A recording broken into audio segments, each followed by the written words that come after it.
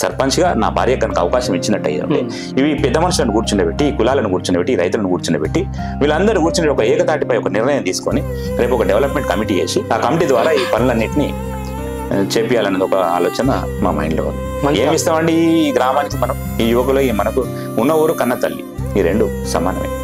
మన కన్నతల్లి ఏ విధంగా ఉంటుందో ఉన్న ఊరు కూడా అదే విధంగా మనం ఈ ఊరు కోసం మనం ఏం చేయాలి. ఇంతమంది నాయకులకు అవకాశం ఇస్తారు, కానీ ఒక గ్రామ పౌరుడు అంటే ప్రథమ పౌరుడికే ఒక రాష్ట్రపతికి చెక్ పవర్ ఉంటుంది, ఒక సర్పంచ్కి చెక్ పవర్ ఉంటుంది.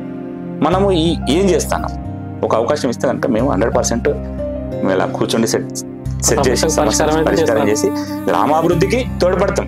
అదేవిధంగా రైతులకు మేలు జరుగుతుంది, అదేవిధంగా మత్స్యకారులకు మేలు జరుగుతుంది. 850 మంది మత్స్యకారులు అన్నమాట ఇక్కడ ఓటర్లు. 800 అంటే సుమారుగా ఒక 100 నుంచి 250 కుటుంబాలు గడప ఇక్కడ మత్స్యకారులు ఉన్నారు.